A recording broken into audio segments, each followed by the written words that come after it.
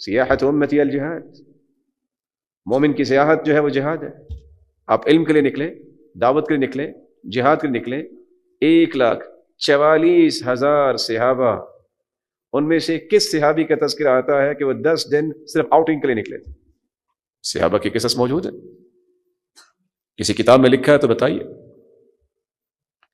یہ مزاج جو یورپین مزاج ہے، یہ اسلام کا مزاج نہیں ہے. رسول اکرم صلی اللہ علیہ وسلم نے صحابہ کو وقت کی قیمت بتائی تھی، اس سے دین کو بھی فائدہ ہو، اولاد کو بھی فائدہ ہو. زیادہ سے زیادہ آگے سے کیا کہیں گے؟ لو قرآن نہیں کہتا سیروا فی الارض فانظروا کیف کان عاقبۃ المجرمین، زمین میں نکلو تو اگلی آیت بھی پڑھ لو، مجرموں کا انجام دیکھو. تو سارے مجرم جو ہیں وہ مری اور حنزہ میں بیٹھے ہیں، جن کا انجام دیکھنے جاتے ہو. سیروا فی الارض، دیکھو قرآن کہتا ہے سیر کیا کرو زمین میں. آگے بھی پڑھو فانظروا کیف کان عاقبۃ المکذبین.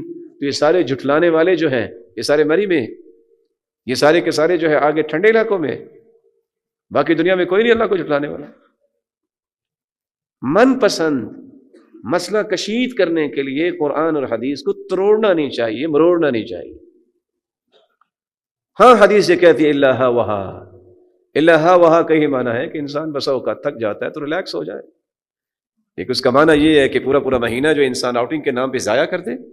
اس کو مراجعت کرنی چاہیے اپنے مشن میں، اپنے منہج میں، اپنے فکر میں، اپنے نظریے میں، اپنے آئیڈیالوجی میں، کہ یہ نظریہ میں نے کہاں سے کشید کیا ہے، اس کی بیس کیا ہے، قرآن کی کون سی آیت مجھے یہ اجازت دیتی ہے کہ کوئی کام نہ میں دین کا کروں نہ دنیا کا، اور بس میں سیر اور اس طرح کی خواہشات لے کے اپنا پیسہ ضائع کر رہا ہوں، اپنی صلاحیتیں ضائع کر رہا ہوں، اور اپنا وقت ضائع کر رہا ہوں، اور اپنی اولاد کو بھی غلط منہج دے رہا ہوں.